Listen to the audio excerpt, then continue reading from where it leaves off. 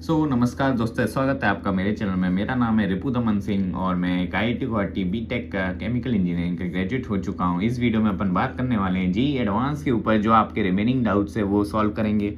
अब से अगर आपको कोई भी डाउट हुआ करे कमेंट में डाल दीजिए करेंगे, मैं उससे एक वीडियो बना दिया करूँगा जिससे आपको और थोड़ी क्लियरिटी वगैरह मिलती जाएगी। तो इस वीडियो में अपन क्या डिस्कस करने वाले हैं वो बहुत इंपॉर्टेंट है। सबसे पहले मैं बता दूं, ये वीडियो सीरीज का 4th वीडियो है जेईई एडवांस के ऊपर। तो अगर आपने वो पहले 3 वाली नहीं देखी तो मेरे चैनल पे जाके ज़रूर देख लीजिए। बहुत ही ज़्यादा इन्फॉर्मेटिव है और गोल्डन चीज़ बताई है फ्री ऑफ कॉस्ट। और अगर आपने नहीं देखा तो आप ही मिस आउट कर रहे हैं क्योंकि दूसरे लोगों ने तो देख लिया। तो चलो इस वीडियो में बात करते हैं अपन क्या डिस्कस करेंगे। तो इस वीडियो में रिवीजन कैसे करना है, जो कि एक बहुत क्रिटिकल चीज़ हो जाती है क्योंकि कुछ लोगों को समझ नहीं आ रहा है, ठीक है। और कुछ गलतियां जो मैंने करी थी जो आप अवॉइड कर सकते हैं, जिससे आप इवन बेटर रैंक स्कोर कर सकते हैं, इवन 2000 और बेटर, इवन बेटर, ठीक है। तो इस वीडियो में चलो बात करते हैं, जिसकी वजह से मेरे को IIT बॉम्बे नहीं गुवाहाटी जाना पड़ा, ठीक है। तो ये सब 20 में डिस्कस हो जाएगा।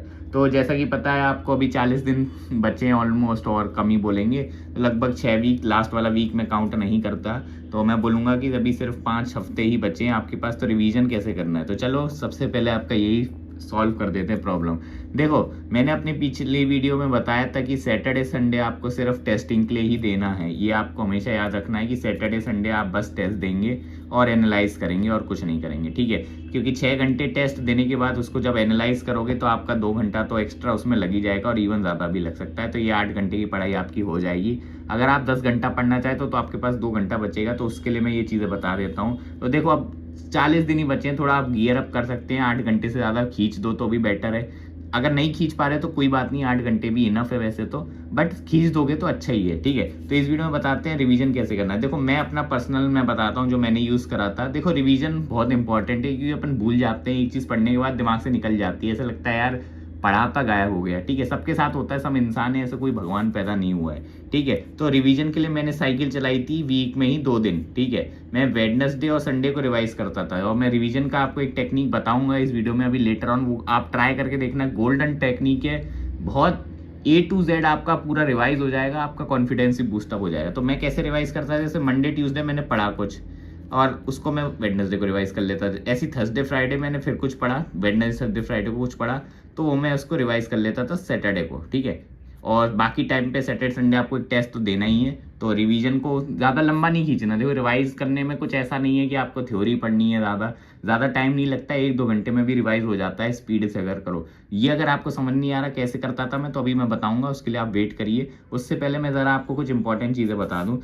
कुछ गलतियां जो मैंने करी थी आप ज़रूर से मत कीजिएगा, क्योंकि ये मुझे तब पता नहीं था, लेकिन बाद में मैंने जब खुद को सेल्फ एनालाइज करा तो पता चला कि बहुत ब्लंडर मैंने भी करे हैं, ठीक है। तो सबसे बड़ा जो है वो हेल्थ को कॉम्प्रोमाइज़ करना। भाई, ये बात याद रखना, गर्मी में पेपर हो रहा है तो हेल्थ आपकी बहुत क्रूशियल है। अभी अगर आप बीमार पड़ते हो तो आपका सीधा 2 हफ्ते का नुकसान हो जाएगा, आप आउट ऑफ ट्रैक चले जाओगे। तो गलती से भी आप अफोर्ड नहीं कर सकते बीमारी का। तो जैसे कि मेरे साथ तो ऐसा था, मेरा वेट लॉस हो गया था भाई, मैं 44 किलो पे आ गया था 5 फुट 10 इंच की हाइट पे। अब आप सोच सकते हो मैं कितना अंडर वेट था, ठीक है। ये हार्मफुल है आपके लिए, ठीक है। तो इसलिए मैं कहूँगा कि खाने पीने को आप हेल्दी खाइए, जूसेस पीजिए, जो भी हेल्दी हो सके ट्राई करिए। पेट वेट बाहर का ट्राई करें, अवॉइड ही करें अभी।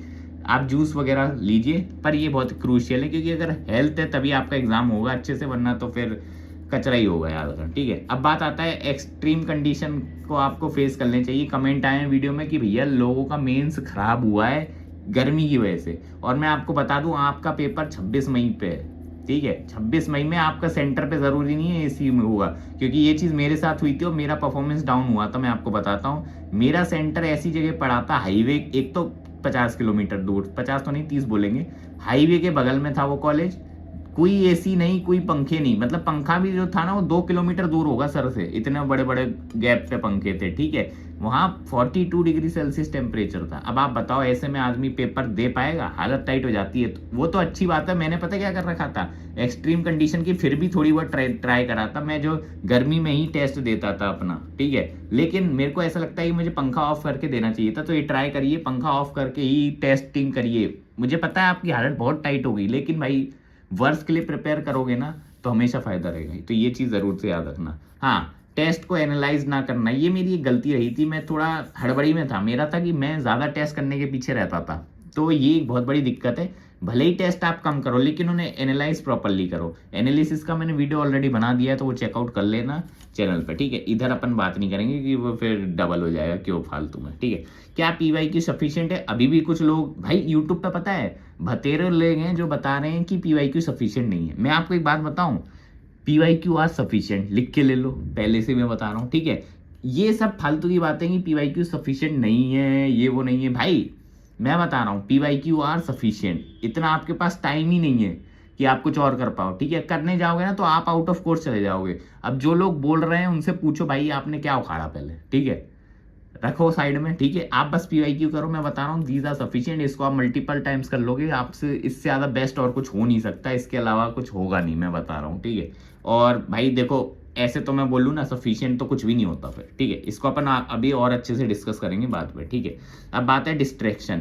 ये भैया ये याद रखना है, अभी डिस्ट्रैक्ट होना आपके लिए तो भैया गेम चेंजर हो जाएगा, मतलब गेम चेंजर मतलब नेगेटिव में, ठीक है। अब मैं पता है डिस्ट्रैक्शन वो नहीं कह रहा कि आप फोन में व्यथित हैं, वो तो भाई वो वाला डिस्ट्रैक्शन तो है ही हार्मफुल। मैं दूसरा वाला डिस्ट्रैक्शन कह रहा हूँ कि आप पढ़ाई में डिस्ट्रैक्ट हो रहे हैं, कि आप क्या करने बैठ गए, ऐसे चैप्टर उठा के बैठ गए जिनका आउटपुट ही नहीं है। मतलब आप करोगे पूरा चैप्टर पढ़ने के बाद पूरा 2-3 दिन पढ़ोगे तब भी जरूरी नहीं है कि आपका सवाल सॉल्व हो। ऐसे वाले चैप्टरों पे अब आप कह सकते हैं कि अब आपको गिव अप करना पड़ेगा, क्योंकि अब ये एडवांस आ चुका है भैया। आप ऐसा अफोर्ड नहीं कर सकते, आपको अपनी स्ट्रेंथ पे खेलना है, ठीक है। तो अब आपको याद रखना है कि 45 दिन में आप किसी भी हर एक चैप्टर की मास्टरी नहीं ले सकते। आपको जो अपने आपके स्ट्रांग है उसी पे ही काम करना पड़ेगा, तभी आपको बेस्ट रिजल्ट मिलेगा, वरना तो मुश्किल ही है, ठीक है। अब ज़रा आगे बात करते हैं, ठीक है। हाँ ये बहुत इंपॉर्टेंट है, ये ज़रा इसी का कंटिन्यूशन में बता रहा हूँ। आपको पता है पिछले साल 120 नंबर पे 33% यानी 33% स्कोर पे 10,000 के अंदर रैंक आ गई थी, ठीक है। और यही अगर आपके स्कोर 145 के अराउंड थे तो आपके 40% स्कोर, मतलब सिर्फ 40% पे आपकी 5,000 के अंदर रैंक थी। मतलब IIT में अच्छी ब्रांच, मतलब कोर ब्रांच तो मिल ही रही थी आपको गारंटी, ठीक है। और नए IIT में तो और बेटर ब्रांच मिल जाएगी, ठीक है। बट मैं बोलता हूँ कि नए IIT पे तरफ मत ही भागो, पुराने IIT में कोर ब्रांच लो, वो ज़्यादा बेटर है, ठीक है। तो आपको कुछ नहीं करना है, स्मार्ट वर्क करना है, स्ट्रेंथ पे खेलना है, कोई नया चैप्टर नहीं उठाना, जो आपके स्ट्रॉन्ग है। और मैंने कल वीडियो बनाई है ना वेटेज वाली, वो देख लो, उसमें जो ईजी वाले चैप्टर है सबसे पहले वो कर लो, जिससे ज़्यादा मार्क्स कवर हो जाए। उसके बाद अपने बड़े वाले चैप्टर उठाओ और लास्ट में वो रख दो जो आपके बहुत वीक हैं। मुश्किल ही होगा आपसे वो सवाल क्योंकि, ठीक है। और बस एक बार उसे बेसिक रीड इसलिए कर जाना, क्या पता वो वाला कंसेप्ट आपके उस वाले चैप्टर में लग जाए जो आपका स्ट्रांग हो। तो इन केस अगर ऐसा होगा तो चांसेस है कि वो सॉल्व हो जाएगा, ठीक है। तो इसलिए मैंने बोला था, ठीक है। अब बात आते हैं PYQ करना कैसे, ये भी एक डाउट अभी आ रहा है बच्चों को, जो मेरे कमेंट सेक्शन में भरा पड़ा है, ठीक है। तो अब मैं बता देता हूँ जो मैंने करा था, वो आपको करना है सिंपल। देखो कुछ लोगों का डाउट ये होता है कि भैया हम चैप्टर वाइज कर रहे हैं, ठीक है। बात यह है कि उस चैप्टर में कंसेप्ट लगते हैं आगे के, तो वो हमें आते नहीं है। तो भाई उसकी टेंशन लेने की बात नहीं है, एक बार आपको पूरा रिवाइज हो जाएगा ना तो आपको समझ में आने लगेगा। तो अभी के लिए आप उसको एक बार रीड आउट कर लो, भले ही सॉल्व नहीं हो रहा, डरो मत, डरने की बात नहीं है, ठीक है। करना आपको चैप्टर वाइज ही है, ठीक है। फर्स्ट राउंड में आपको चैप्टर वाइज करने हैं। आप सब्जेक्टिव वाले जो लोग कह रहे थे ना सब्जेक्टिव करने की, भाई देखो सब्जेक्टिव मोस्ट प्रोबेबली नहीं आता। अब कहाँ आता है वो, इंटीजर टाइप को सब्जेक्टिव आप कह सकते हैं, थोड़ा बहुत इंटीजर भी नहीं, डेसिबल टाइप को, बट वो थोड़े डिफरेंट ही रहते हैं। आप सब्जेक्टिव वाइज को एक बार को इग्नोर कर सकते हैं। सबसे पहले सबके ऑब्जेक्टिव कर लो आप पहले, ठीक है। क्योंकि जिस पैटर्न से आप फेमिलियर है वो करो। तो पहले तो मैंने ऑब्जेक्टिव ही करे थे, अगर टाइम परमिट करता है तो एक बार सब्जेक्टिव देखने में कोई बुरी बात नहीं है, बट आपको फोकस रखना है कि आपको करना ऑब्जेक्टिव ही है सबसे पहले, ठीक है। सब्जेक्टिव नहीं भी करोगे चलेगा अगर टाइम कॉन्स्टेंट है तो, ठीक है। तो बस चैप्टर वाइज करो फर्स्ट राउंड में, ठीक है। और याद रखो जैसे कोई सवाल है जो आपको नहीं आया, सॉल्व नहीं हुआ, तो उसे आप मार्क कर लो, ठीक है। स्टार बना लो, टिक लगा लो, कुछ भी कर लो, मार्क कर लो, उसे अलग से चमका दो। और बाकी जो हो गए उसको मत मार्क करना, ठीक है। अब जब आप एक बार PYQ कर लो ना उस चैप्टर का, अब देखो रिवीजन करना है। तो कैसे करोगे रिवीजन फास्ट कैसे करना है? देखो जो क्वेश्चन मार्क है बस उनको एक बार देखो कि भाई ये वाला सवाल था, ये मुझे पिछली बार नहीं आया था, अब हो रहा है कि नहीं, क्योंकि मैंने सोल्यूशन देख लिया, अब तो होना चाहिए।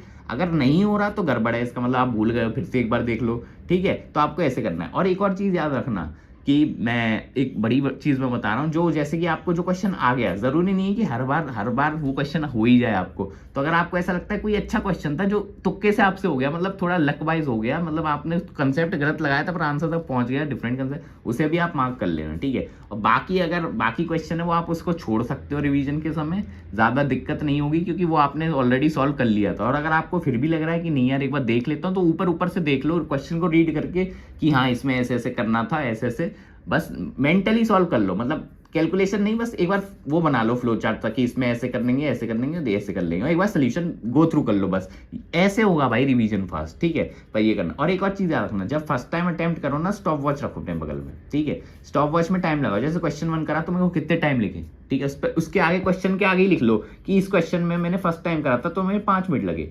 जब दूसरी बार वो करोगे तो देखना कितना टाइम है, 5 मिनट से कम लग रहा है तो बेटर है, मतलब आप सही ट्रैक पे जा रहे हैं। और अगर ज्यादा लगता है तो थोड़ा गड़बड़ है, एक बार देख लो, रिवाइज कर लो, मतलब आपका रिवीजन थोड़ा लैग कर रहा है। बस ऐसे करने हैं, पीवाईक्यू बेस्ट तरीका है, ठीक है। अब बात आती है और आगे चीज पे, जो लोग कह रहे थे कि पीवाईक्यू सफिशिएंट नहीं है, तो भाई साहब सफिशिएंट कुछ नहीं होता, ठीक है। अब ऐसे तो मैं कह दूं कि 3600 बुक कर लो, सब सफिशिएंट हो जाएगा, भाई वो भी सफिशिएंट नहीं है, कहीं से भी आ सकता है क्वेश्चन तो, ठीक है। लेकिन PYQ is the best approach. में जो फोकस रहता है ना, मेरा पीवाईक्यू पे था, मेरा आईआईटी में हो गया। अब आप लोगों को किसकी सुननी है वो आप देख लो। मेरे हिसाब से तो पीवाईक्यू करने चाहिए, कोई भी आईआईटी के लड़के से पूछेगा तो यही बोलेगा कि भैया पीवाईक्यू ही करना, ठीक है।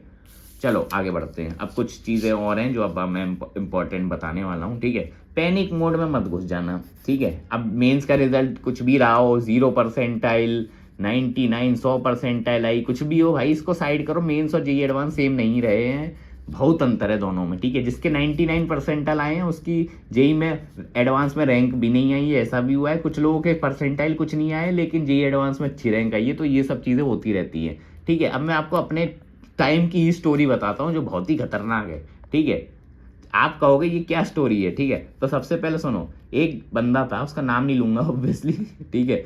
तो वो मेरा दोस्त था, ठीक है। अब उसके आए थे 76% सीबीएसई में। पढ़ाई में वो ज़्यादा अच्छा नहीं था, वो ऑनेस्ट मैं आपको बता रहा हूँ, ठीक है। नॉर्मल बंदा था, ठीक है। पढ़ाई में नहीं था अच्छा, 76% ही बता रहे हैं ऑब्वियसली, ठीक है। और उसको जेई का जे भी नहीं आता था, उसने जेई की कोई कोचिंग नहीं करी थी, कुछ नहीं करा था उसने, लेकिन मेंस निकाल लिया था, 1 लाख रैंक थी बंदे की, ठीक है। अब बात आती है कि जेई एडवांस में उसने क्या करा, तो उसने मेरे से पूछा था भाई क्या करा जाए, तो मैंने कहा भाई पीवाईक्यू कर जाओ और क्या करेगा, ठीक है। बंदे ने कर दिए सारे पीवाईक्यू, मतलब रट लिए कि ये इतना 45 दिन बंदा अच्छे से पढ़ा, 45 दिन, ठीक है, ज़्यादा भी नहीं। और उसने बोला जो होगा भगवान की कृपा से देखा जाएगा, A to Z भाड़ में जाए।